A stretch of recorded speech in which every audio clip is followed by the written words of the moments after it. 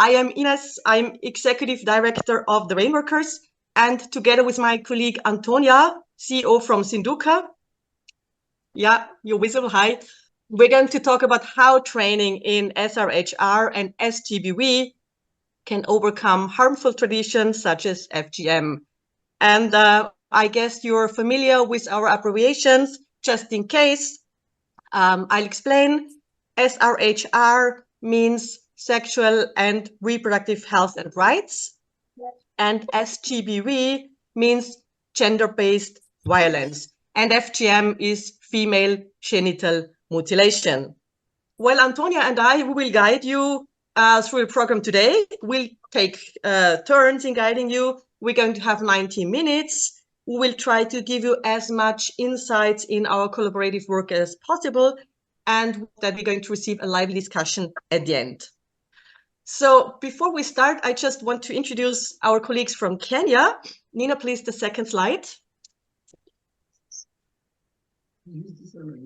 I highly welcome my colleague Gabriel Meiner. He is our trainer, and Seswangi, she's programs lead from Zinduka. Both are right now based in Kenya. Before Antonia is going to give an overview about the program, just let me briefly give you some guidelines how we want to handle our webinar.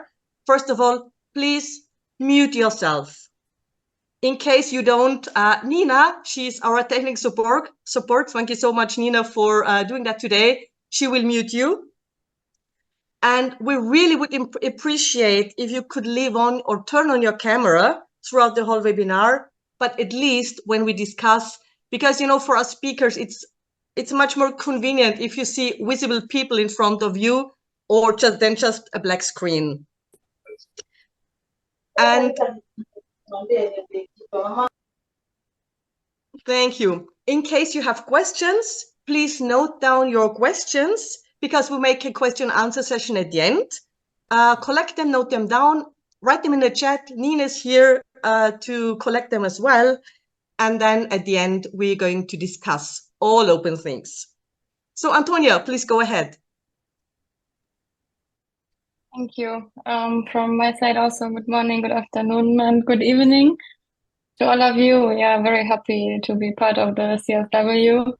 And yeah, my name is Antonia. I'm the Executive Director of Zinduka. I'm joining you from Germany right now. And I'm briefly introducing the program of our webinar today. So Nina, next slide, please. Yes, first of all, we will start by introducing our organizations and giving you insights into how we work in Kenya and in Africa. And then we will also dive into the theme, which is combining forces to combat harmful practices, and our trainings on SRHR and SGBV as catalyst for change. And then we will have practical insights from Gabriel and Seth, who are joining us from Kenya, and we'll give some examples from our work on ground and show how we measure the impact. And then we have the open questions where you can join and ask anything that you would like to ask, and we will be happy to respond. And yeah, as Ines already said, Nina will take us through the questions and is backing us up from the technical support. And yeah, now I will hand over to Ines, who will start to introduce the Rainworkers to us. Thank you, Antonia. Very briefly, we are a trainings NGO. We are based in Austria, in Vienna, since 1989. But until 2 weeks ago, we were known under the name Aktion Regen. But due to homophobic tendencies in East Africa, we had to get rid of the rainbow in our logo.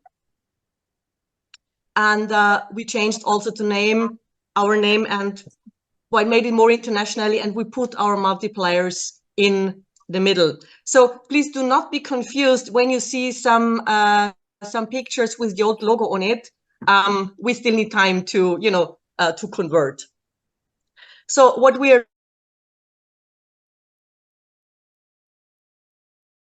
train staff member organizations in family planning and SRHR issues.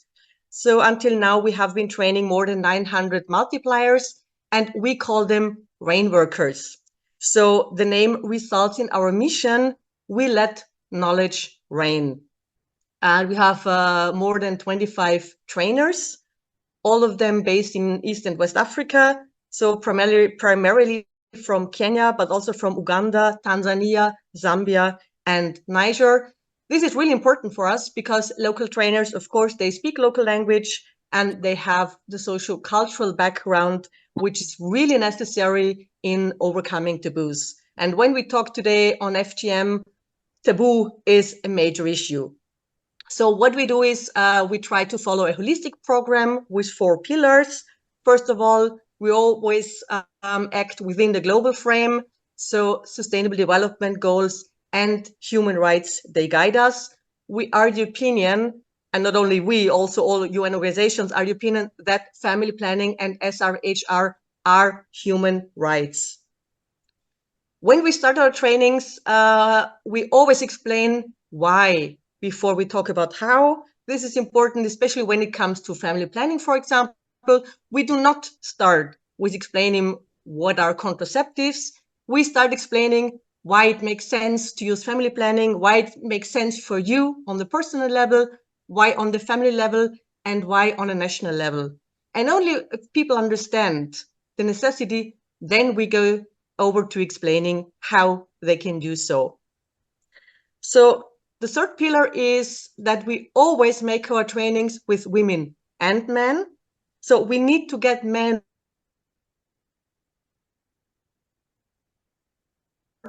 to make a positive change. So that's why we created the word women empowerment. Men are always included. And the fourth point, which is very important in our trainings, is that we try to initiate an empowerment cycle by strengthening women. Nina, can you please give me the second slide? Because we have realized if you give people information on family planning and SRHR, this leads to empowered women. Because why? Women, they know about their body, they know about the rights they have, so they can plan their pregnancies. And also men know about their rights and accept it in terms of equity and equality. So by doing so, women gain power. If women are empowered, the second point, if they use contraceptives, if they plan their pregnancies, if they're no longer cut because they know about their rights and their family members know, then they automatically will have smaller families with planned children, and they become much more sustainable than they are right now. And at the end, what do we receive? Of course, the whole society can profit, because for a limited number of children, quality education is manageable, healthcare is manageable when women are uncut, etc., etc., etc.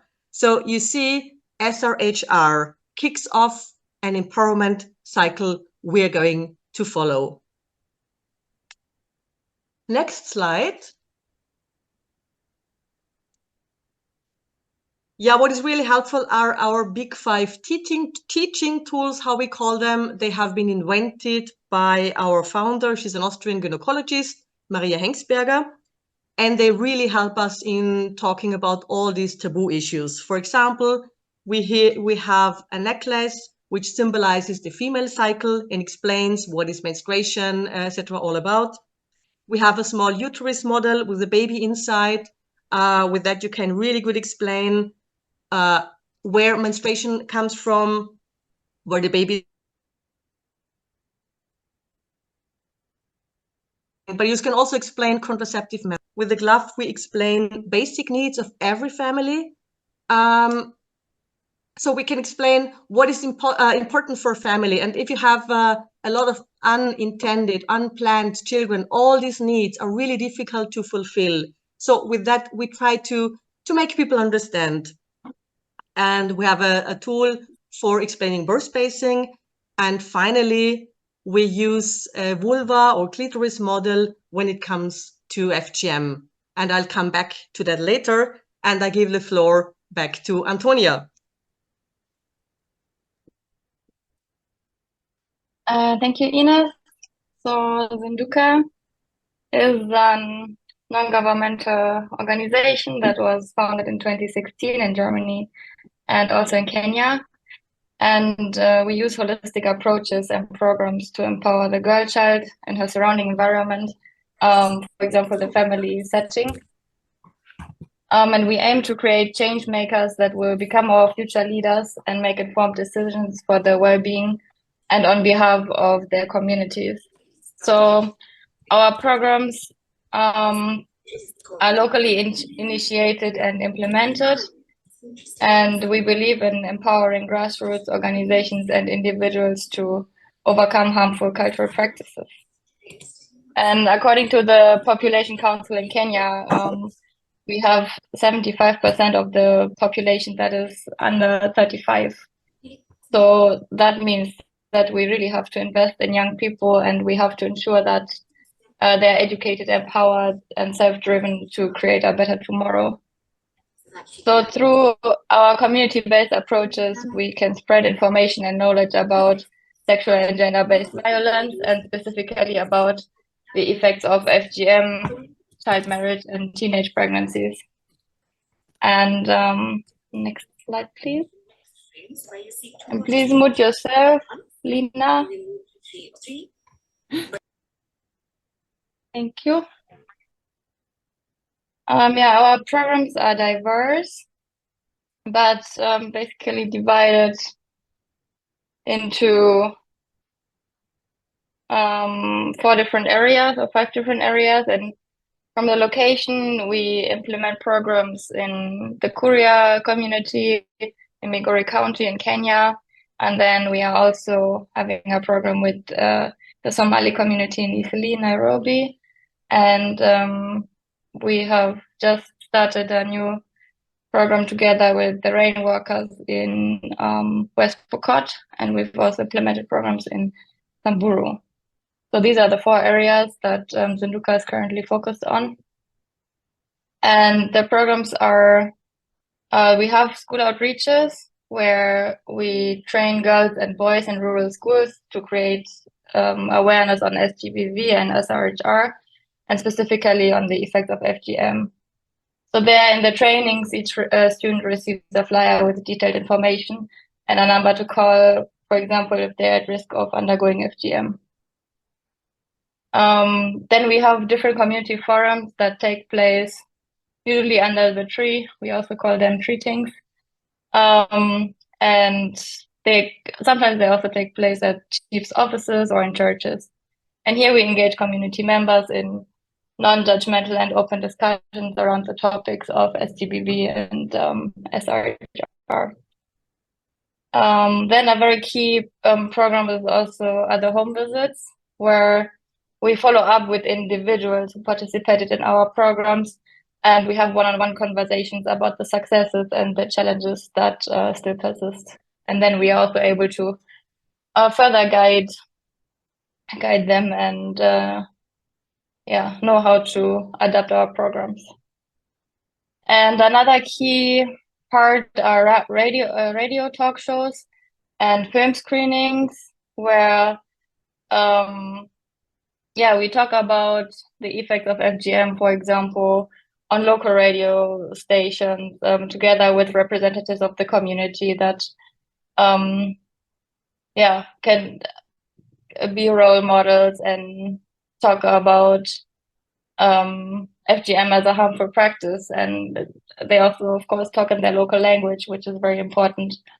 And this supports all the campaigns that we have ongoing on ground and gives key information to the community members. So I think we can go to the next slide, Nina. So these are some of the tools that we use. They are basically created individually for each community and each project, depending on the need. And we also create them together with the community. So for example, there's one about the types of FGM, which is in Somali language. And the 2 below are the effects of FGM. And an overview of the anti-FGM law in Kenya. So these are materials that we use to train representatives of the community to become other trainers.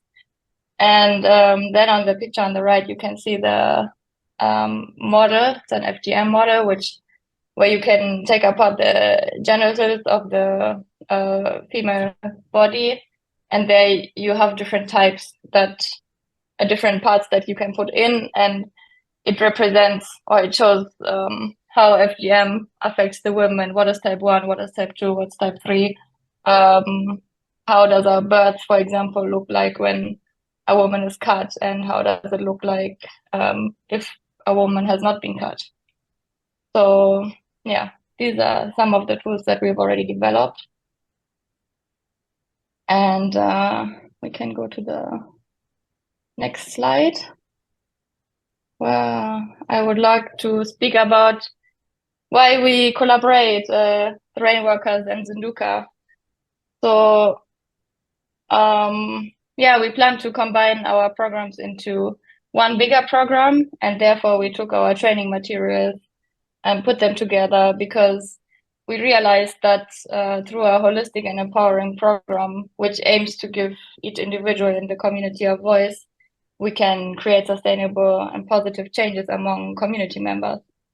So the program that we are planning to implement together with grassroots organizations and individuals includes the following areas. So we have the safe empowerment camps, which my colleague Cecilia will give us an overview of later. Then we will have school outreaches, the community treating, radio programs, and social media underground campaigns. So this is basically an overview of what we are currently working on, and what we've already started also to implement. And I think why we cooperate is very important. I think the Sustainable Development Goal number 17 strongly advocates for partnerships in order to be able to achieve all the SDGs. And we also believe in that, and we believe in combined efforts and combined expertise from different areas to create change makers and a better tomorrow. So what is also part of our program is that sharing is caring, and our materials will be available for all of you in an open source document, which we are currently working on. And if you are interested to have a look at the materials and to see them when they're ready, then you can just reach out to us. You can take a screenshot of the 2 emails that are there and reach out, and then we can also have further discussions on how we can support your local grassroots or your partners in the global south that might be in need of the program. So yeah, I think the importance of frontline work, localization, and grassroots to us is very high, and we really believe in change from within. So we believe in our community-based approaches, and to empower community representatives who will carry on the knowledge and the information of our holistic programs and will also share it in their communities. And I think we know that less than 1% of funding reaches the grassroots. That's according to the United Nations. So that's something that's really key and that we want to overcome, and we believe that we can overcome that, because if all the funds get stuck in the upper levels and never reach the grassroots, how can we achieve the change from within?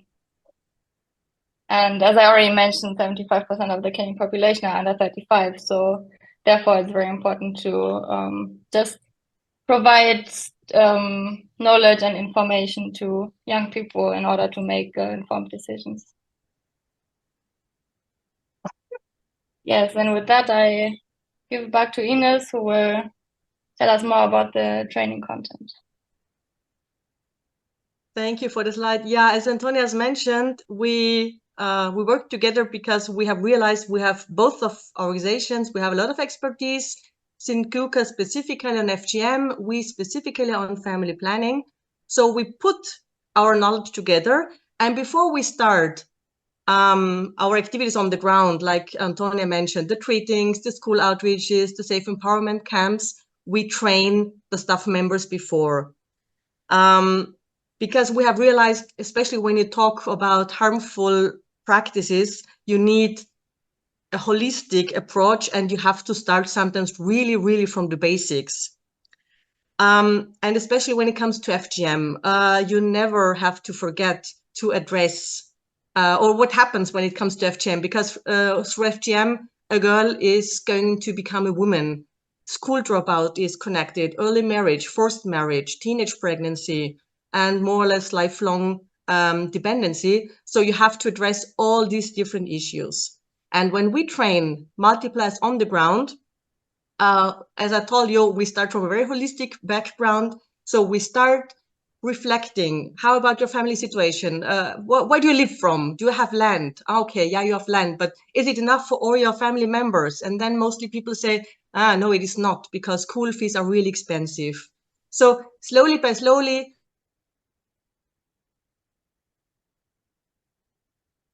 we have a very broad field, and that the correlation of population growth, of fertility and poverty. We explain what is fertility, but first we often need to start with puberty.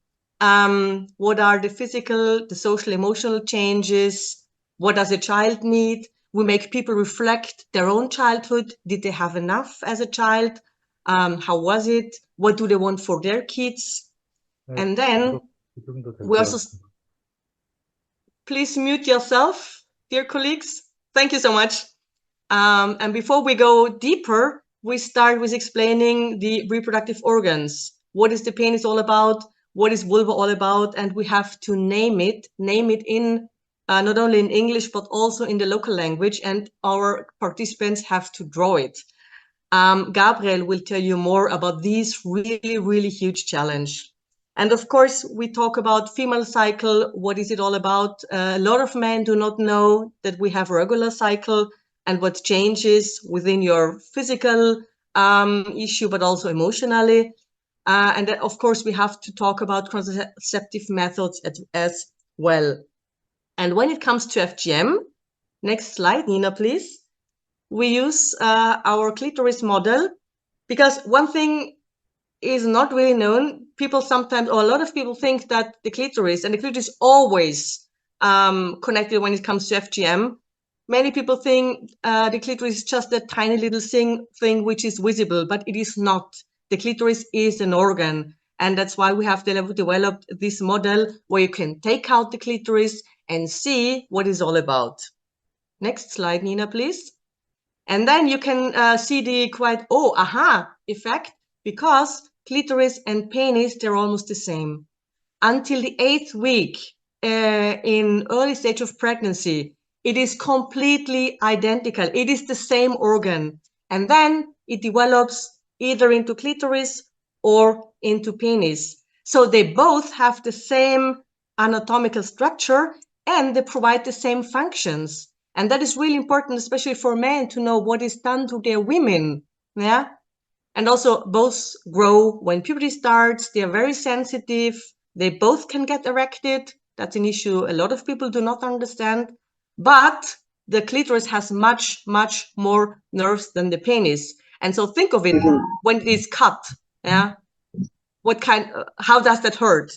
And this is an important point, because all the things, the similarities between penis and clitoris, they help specifically men, because no one wants to imagine what does it mean cutting off the tip of the penis. Antonia, go ahead, please.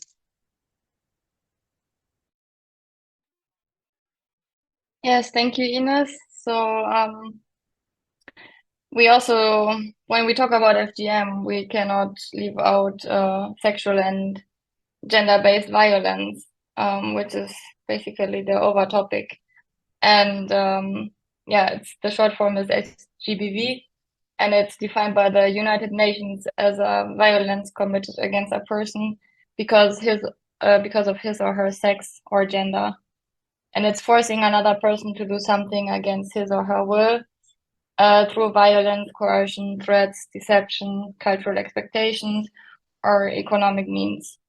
And although the majority of victims and survivors of SGBV are girls and women, it's also very important to say that boys and men can also be harmed by SGBV. So there are different forms of SGBV, like sexual violence, physical violence, emotional and psychological violence, socio-economic violence, and domestic violence. And then we have harmful practices, which also includes female genital mutilation, honor killings, child marriage, and forced marriage. So FGM is part of harmful practices, and amekuwa hapo kudesign hizi vitu.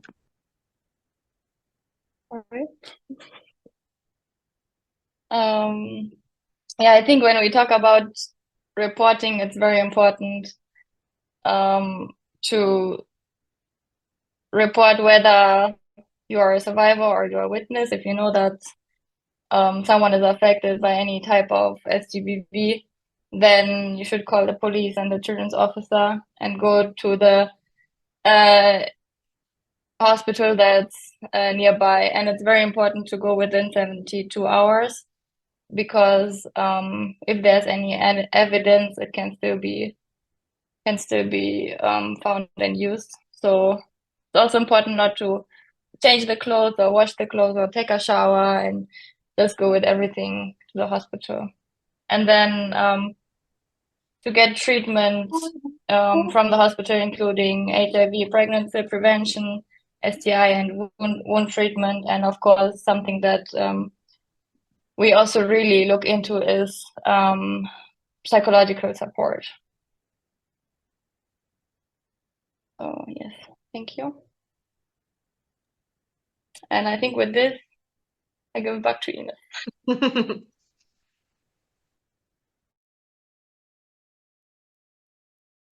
What we also do at the end of the project, and especially when it comes to FGM, it's a bit tricky because we know every change follows a step-by-step pattern. And specifically, when you deal with a practice which is done since thousands of years, you cannot overcome it within hours, days, or months. So that needs time. And normally every change follows a certain pattern. And we try to cluster our impact in short-term, medium-term, and long-term changes. We try to observe. And on the short-term level, for example, you can reach quite easily a change of knowledge. For example, when you teach people on family planning methods, on contraceptives, of course, at the end, they know more. Yeah, but it does not mean that they start practicing. They just know more. And the same applies to FGM. We can teach them all the negative consequences FGM has, but at the end, still they practice because change of knowledge is not change of behavior. Yeah. So but that's the starting point. You have to put as much knowledge as possible in the program, in the people, that you can go on a higher level. And on a medium term, you can start realizing that people change their attitude. For example, they start questioning whether FGM is really necessary for turning a girl into a woman, knowing now that it has negative consequences. And in this period they start to be open for a change. Or let me come back to the example of contraceptive methods. In the change of attitude, people suddenly understand that the condom, for example, which is one of the hugest taboos in many African countries, they start realizing, okay, the condom is quite useful for preventing unintended pregnancy, but also for sexual transmitted infections. So they start seeing whatever this from a different angle, but still use it before, because it's just the attitude which is changing. And then on a long-term level, you can talk about change of behavior. And that needs time. So people need time of starting using contraceptive methods, or they need time to really start planning their families. And also they need a lot of time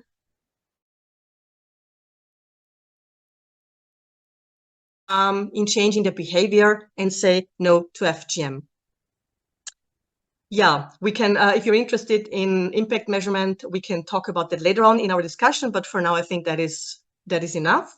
And I give back to you, Antonia, and then we're really interested in experiences from the ground. Marcy, please. Thank you.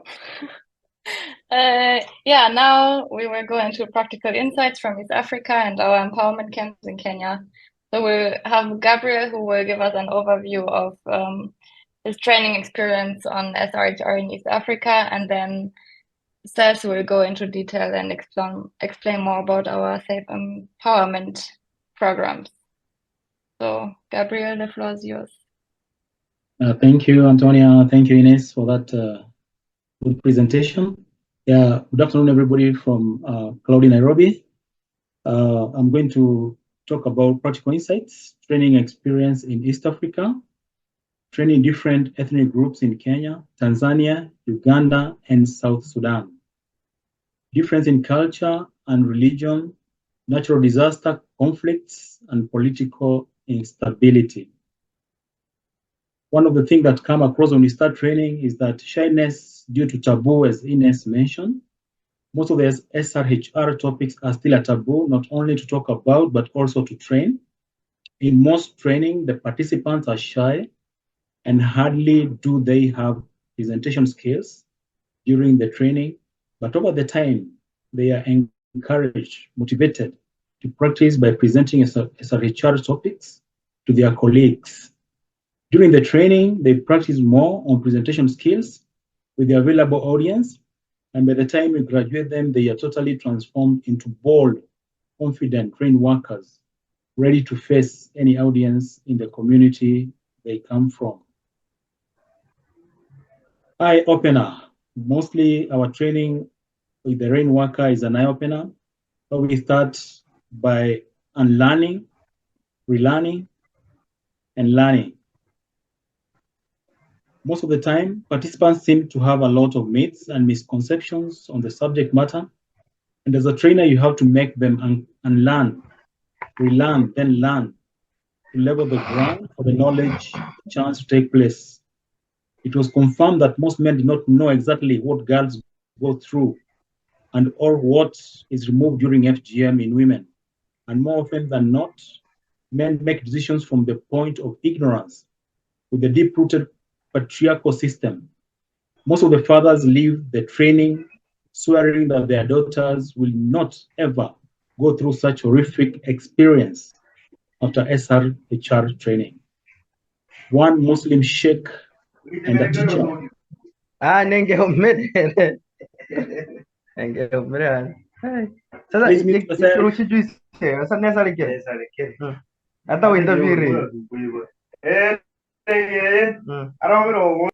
Elijah, please mute. Yeah, thank you. So they were saying one Muslim sheikh and a teacher confessed this in a training in Eastleigh, Nairobi. Through the clitoris model and the drawing made by the participants, as Ines said before, to explain the vulva, external female sexual organ. For example, one lady in one of the trainings in Nairobi confessed that she did not know that her clitoris was a large organ deep-rooted inside than what could be seen outside a gland similar to a penis.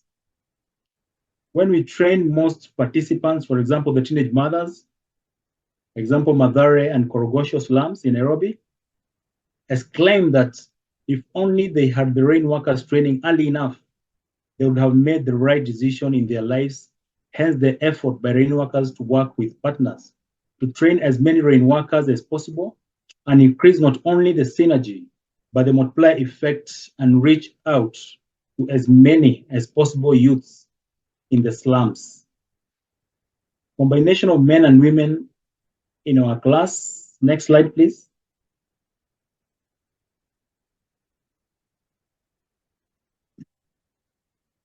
In tracking that took place in Muslim community, we had separated the men and women in one class by clustering them into 2 rows due to their background religion. Even in the mosques, they don't go to worship in the same room.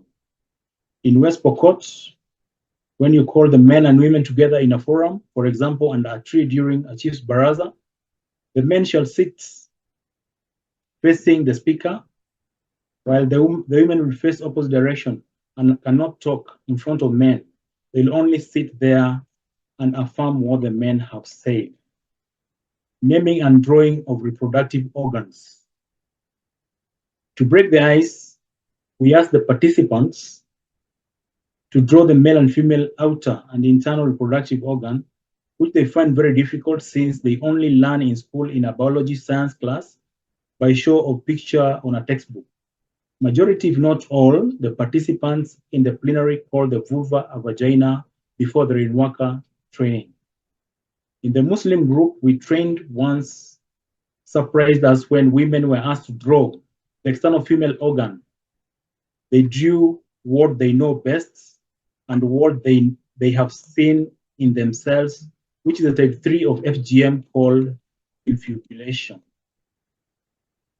Family planning in polygamous communities, misconception and myths of contraception and safe motherhood,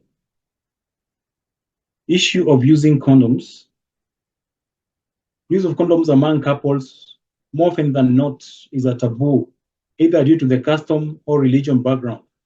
Most people believe when using a condom, sex is not pleasurable. And there is a myth that couples who use condoms are immoral. In some communities, men share a condom, or condom is used more than once by washing it and drying it in the sun. This is why the rain workers urge their participants to use convincing arguments why men should be involved in matters to do with family planning and safe motherhood. My role as a trainer is to be non-judgmental and have judgmental approach, the importance of listening to the participants and empathizing with them and learn how much they know and where you pick up from your lesson or session. Non-coercive approach, providing knowledge and information that has been proven and tested through research, like what we have in Rain Workers Manual, to make informed decision after getting knowledge as a chance.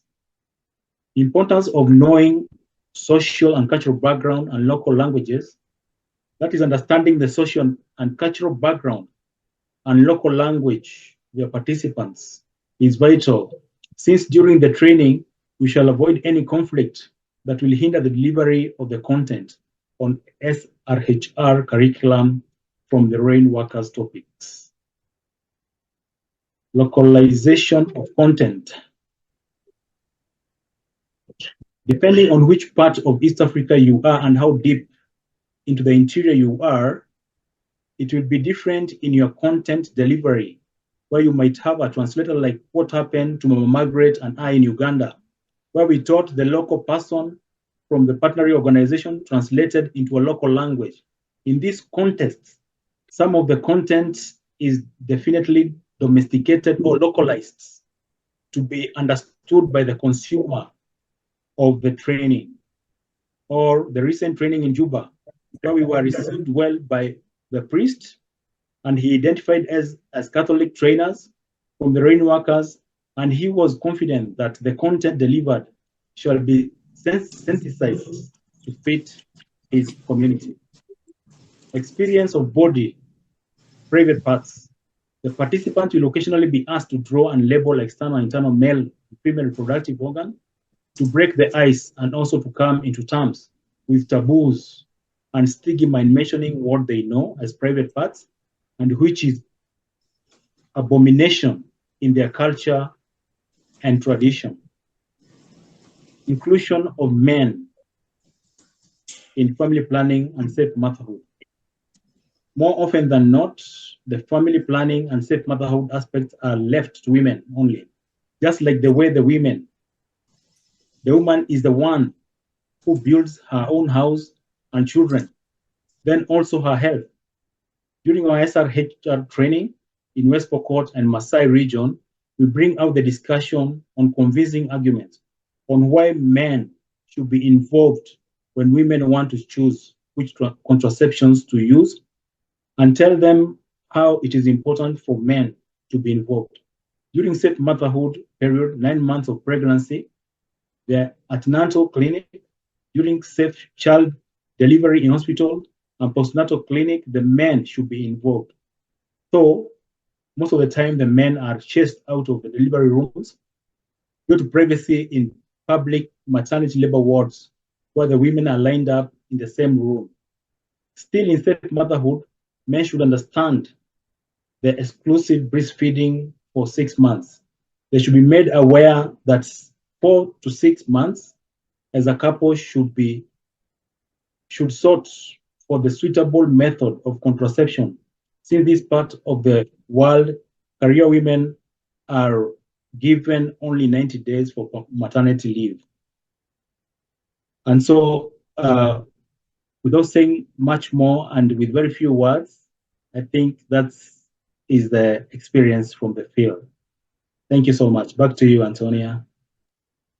Thank you, Gabriel. Thanks a lot. That was very interesting and yeah, for new insights. So with this, I would like to welcome Seth, my Kenyan colleague from Zinduka. I hope the internet is there. Seth, are you here? Yes, I am. Hi, everyone. Great. You're welcome. Yes. All right. Thank you. Thank you, Antonia. Thank you, Gabriel and Ines, and Nina, of course, for putting this together. So my names are Seth Wangui. I'm from Zinduka, Kenya. I'm leading programs there in Kenya. And just in case I disappear, kindly bear with me. I'm really having a lot of challenges with lights here and the heavy rains. But I'll do my best to just try keep my presentation as short as possible so that I'm able to go through everything.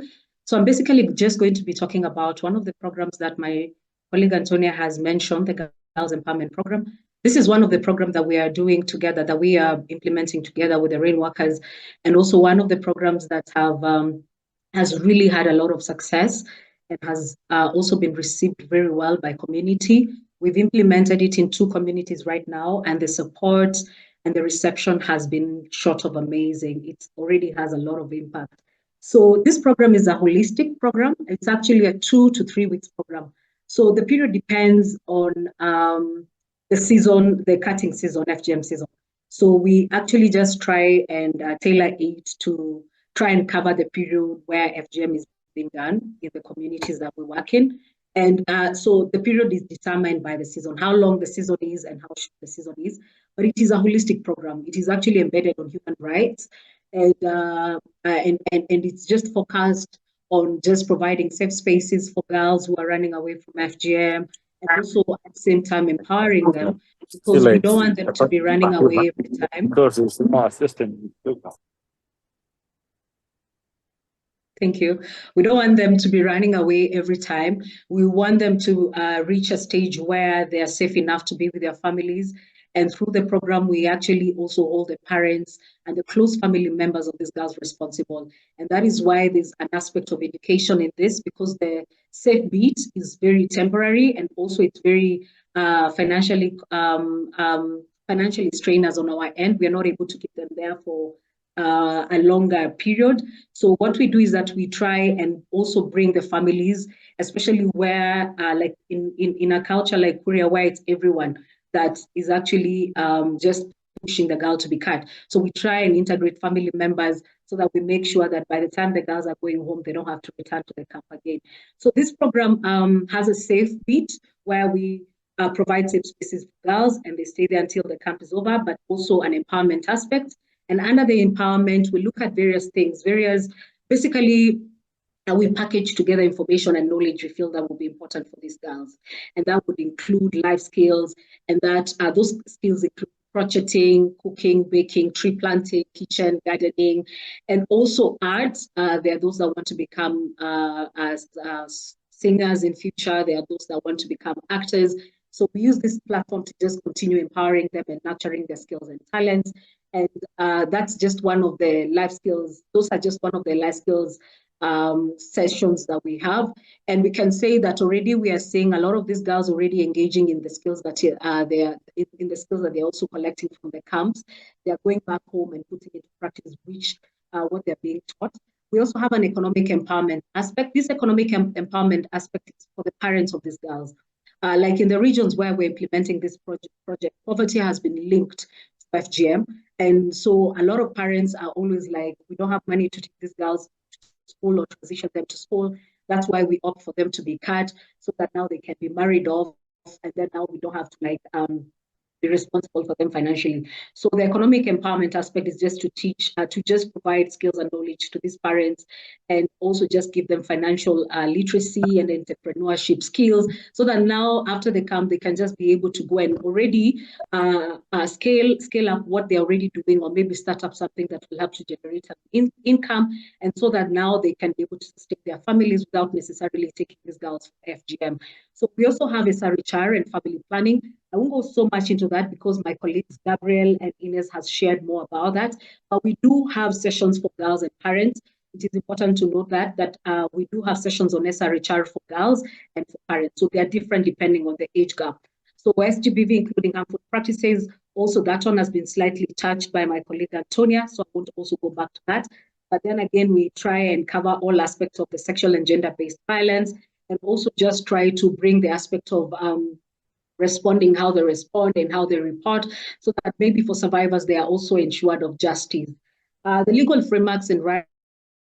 So we really also try to educate the parents and the girls about, their rights, the human rights, the children's rights, and also the Act. We have realized that in these communities, especially in West Pokot, children's rights there's a greater need there for children's rights knowledge. We have a lot of child neglect cases in West Pokot, so there's need for such programs there. And also in Korea, you find that community or parents are aware of some bits of the, let's say, for example, the Anti-FGM Act. They're only aware of some bits of it, but they're not able to really internalize the law. They're really not able to understand what some specific aspects of the law means.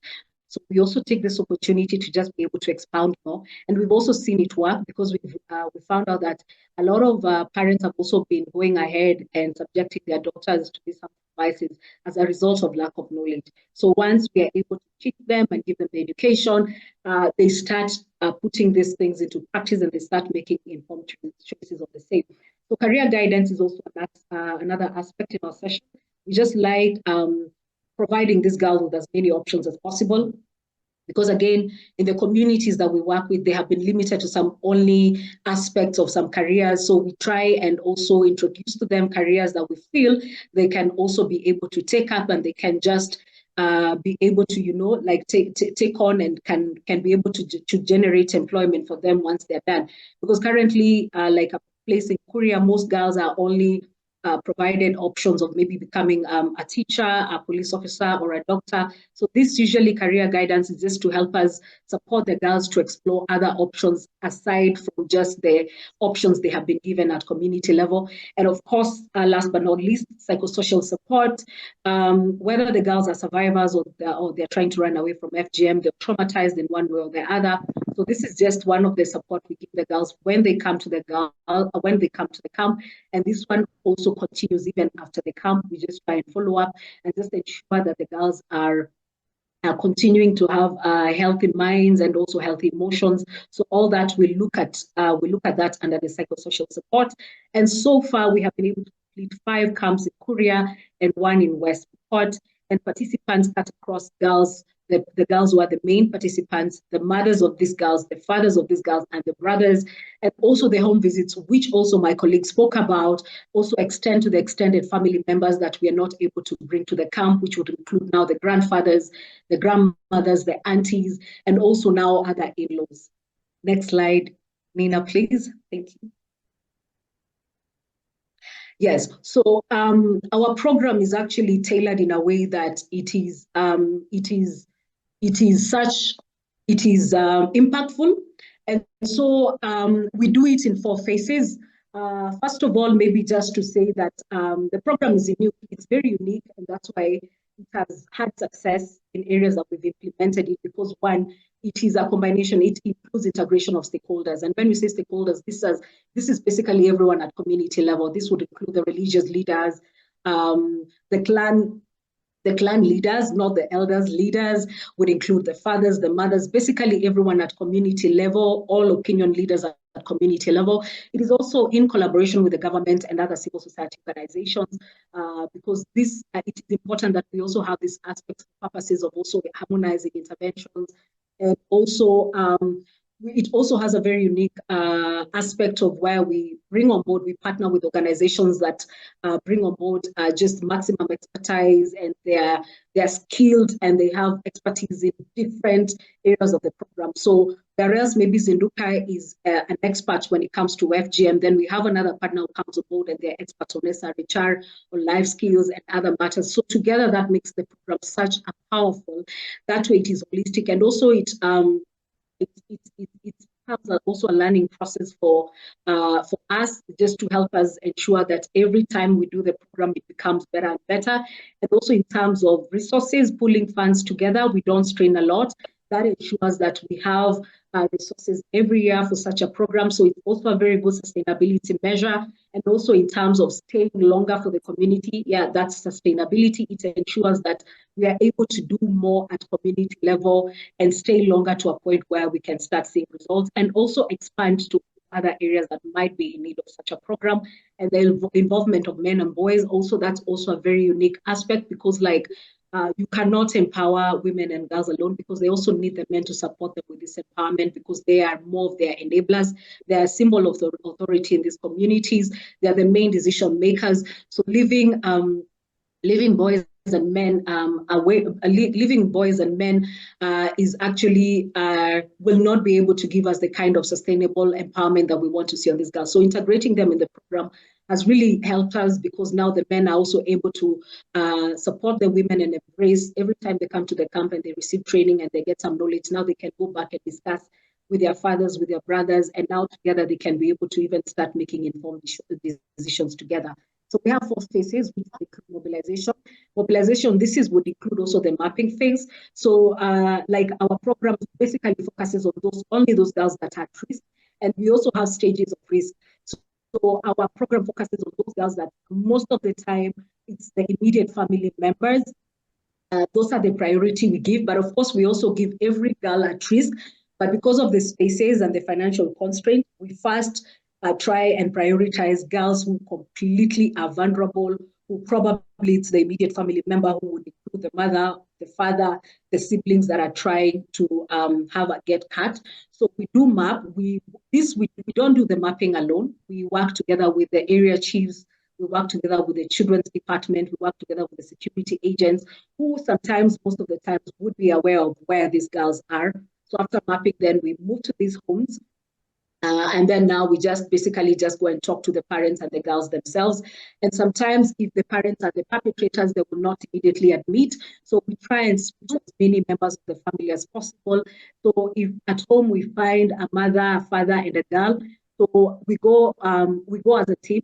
So one member would talk to the girl, the other member would talk to the mother, the other one would talk to the father. And then after that, we would compare notes. Sometimes the information would collate, and sometimes it will disagree. So once, if the girl feels like she's at risk, but the parents do not agree with the same, or the sentiments they gave differ, then we try and do further follow-up.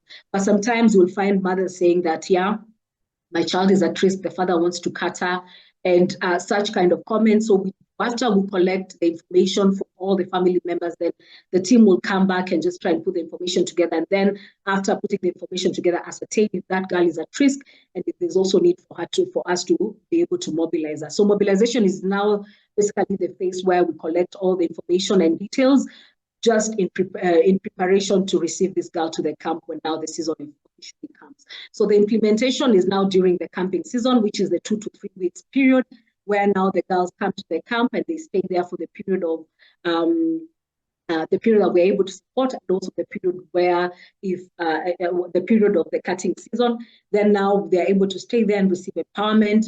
And then afterwards, even after implementation, we do have a reintegration process where we ensure that these girls, after they leave the camp, they can safely return homes, because we've had cases where girls have gone home and have been cut. So to increase the success of this program and minimize risks, we also have a reintegration process, which is a minute phase, but also very important for these girls. We follow them back at home and ensure that we support from the security agents and children officer to ensure that the parents are being held accountable and that no harm will befall this girl after she returns home. And of course, this continues for over a period of time. And of course, we have the monitoring visits where we just continue to monitor. And so we do have also community champions in all areas that these girls come from. So we have our contact persons. So these contact persons just continue to help us monitoring. They would sometimes they will frequently visit the homes of these girls, to just identify if they have any challenges, if they need more support. And then now from the monitoring visits reports, then now we are just able to just now plan our next move, and also maybe for the next camp, determine if this girl needs to come back to the camp again, or maybe she's entirely safe. And the home visit, which is later on in the year, but basically it involves just us going back again to the families and just having these conversations again, because maybe one parent was not able to come for the father's forum or the mother's forum. We take this opportunity again to just go back to the families and sit with them and just continue to raise awareness and just continue to educate them and just have conversations with them surrounding sexual gender-based violence. And in case there's any changes that have happened, they let us know. In case there's more support that is needed, this is also the phase where they let us know. And then this continues to inform our programs and continues to develop and make our programs better. Thank you, Nina. Next slide, please. Yes. So far with our programs in Korea, we've been able to keep safe close to 1,000 girls, and we've been able to engage close to 700 mothers and fathers in the camp. These are the mothers and the girls. These are the mothers and the fathers of these girls and boys. These are now the brothers of these girls. We've been able to engage 200 of them also in the program. And in West Pokot, we've only had one program in this area, so the numbers are quite few. So we've, in the one program that we've been able to implement there, we've been able to have 209 girls, engage 209 girls, 148 mothers, 89 fathers, and 31. So the numbers from the fathers are a bit low, because also you find these are also quite polygamous families. So maybe one father has like 3 to 4 wives, and they all live in the same area. And if the father is the one perpetrating the cut, it means all the daughters in that home stay unsafe. And quite a number of them are also, the mothers are widows. And then also you find that sometimes also because of the high rates of unemployment in those communities, some fathers have also moved out of their community to go and work in other areas. So of course the numbers sometimes are for the fathers tend to be on the lower side. Also for the brothers, you find that some of them could be in colleges, and some of them could also be in school, and some could also be too young to engage. So the numbers for the fathers and the boys usually are a bit lower compared to those of the girls and the mothers. Nina, next slide, please. Yes. So some of our program outcomes, I want to share some success stories of the participants. So one of the things that we've received as an outcome of the program is that in an area where we've had significant challenges on girls' education, this program has been able to really sustain the retention rate and ensure these girls are completing school. We are now taking girls to colleges and universities, and we are also now holding the parents accountable, and it's no longer a hide and seek game for them. They are really taking this seriously, because one of the important segments in the program is that we also try to emphasize the importance of education so that parents can understand why they need to take their children to school, and also why girls need to remain in school, because we do also have girls that are dropping out of school. So this is also really the emphasis on education that we place in the camp is also the one that is also boosting the number of school retention and completion we are seeing. And currently, also overall, if girls are able to be retained in school more and complete, of course, the increase of academic performance will definitely go up. And currently, we are seeing 80% of those girls that have been in our program. This is not in the entire Korea. It's those girls that have been involved in our program. We are seeing an increase in academic performance. And this has come from teachers, because when we do home visits, some of these girls, we are not able to find them at home. So we go and find them at school. So these are some of the reports that are also being collected from the teachers, what they're observing, what they're seeing, and also the parents when we go home at home visits. This is what they say, that they are seeing quite an increase in interest in education from girls who've attended our camps, and also like just an emphasis on it, just like really taking their education seriously. So also, another thing that we've experienced, especially in West Pokot, is that quite a number of those, through the exposure of the program, have been able to receive scholarships, around 70 in West Pokot and 10 in Korea. So they've been able to receive full scholarship, especially those that are completely vulnerable and cannot go back home. So we are also seeing this because now the program is also able to partner with a lot of people, and then the challenges that these girls go through at home are exposed to the program, and then now after the program, we usually have people who are interested in supporting the girls, and then now after that, they are able to take up the girl and are able to support them in their education. And for those that are not even able to go back completely, even when schools are closed at home, we do also have institutions that are willing to take them up and just ensure that they continue to be safe and continue to receive education. Positive parenting behavior, we are seeing this also. And also we are receiving these testimonials because especially from our legal sessions where we just talk about the Anti-FGM law and the Children's Act, now we are seeing a majority of the parents are the ones that do not have this knowledge and information. So once they have access to that, now they start really critically thinking about how they make decisions and also the consequences. Because another thing we teach about the effects of these things, and we also teach about the consequences, and the law is very clear on some of the violations against children. So that we also take that opportunity to talk to the parents about them. And so by the time they're making a decision to cut or not to cut a child, they already have this information and they use it to just support them to make the most relevant decision. And we've seen a lot of parents also ensure that their children are going to school as a result, change their mind about cutting their daughters, even if it's not like permanent for a while, they will stop. So we just continue supporting this change so that time it becomes permanent.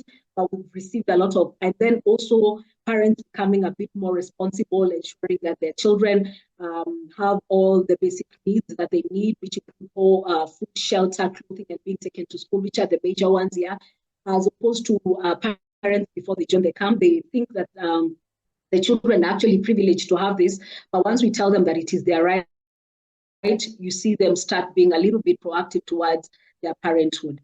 So self-esteem and confidence among girls, that is has cut across almost across all girls, 90%. And this has been recorded every time. Like the home visits really help us to be able to collect some of this information. And this is testimonials that come from parents and come from even the neighbors and the peers of these girls. They're saying that the girls' attitude change, they're becoming more responsible, they're becoming more responsive when their parents need them to do something. They have dropped bad company, bad peer pressure, and they're just becoming more responsible at home and at school. And also in terms of increase of self-esteem and confidence, we're seeing our girls like rise also already becoming leaders. Like currently, we already have 2 girls from our program who are sitting, who are recently elected in the highest children's office in Migori County. And we are so proud of those 2 girls. And we are also seeing these girls, when they transition to their to colleges and universities, they're also becoming school representatives and class representatives. And also, we are also witnessing, and this also sometimes comes from the fathers, when they say that their girls never used to be close to them, they would really shy away from them. And sometimes they are not even able to ask for simple things like sanitary towels, so they have to avoid to skip school because they don't have pads. So we are also seeing them really develop the kind of confidence and self-esteem they need to be able to just reach their goals. And of course, decrease of FGM prevalence among the participants. Around 2/3 of them are safe because of the monitoring as well. And then increased demand for the partnership and collaborations. We are overwhelmed because literally almost every area that is an FGM hotspot wants this program there. Thank you so much, Cess. I know, well, we could stay here for hours listening to you and all the outcomes of the Girl Empowerment Program, but we have to look on the time. I will now open the question and answer round. Yeah, looking on the time, I think we have to close because CSW is quite strict on the timetable. In case there are more questions, please write us per email, by WhatsApp, whatever. Let's keep in touch. I say thank you very much for coming. Thank you for listening. Thank you for contributions. And I hope that we can, work with some of you in what kind ever. We're here. Thank you so much. Yes. Ines, also they can connect us on our social media pages. Definitely. Thank you, everyone. It was great. We'll share the recording with everyone. Please follow Zinduka on YouTube, follow the Rainworkers on Instagram, on Facebook, on LinkedIn. Let's reach out to us.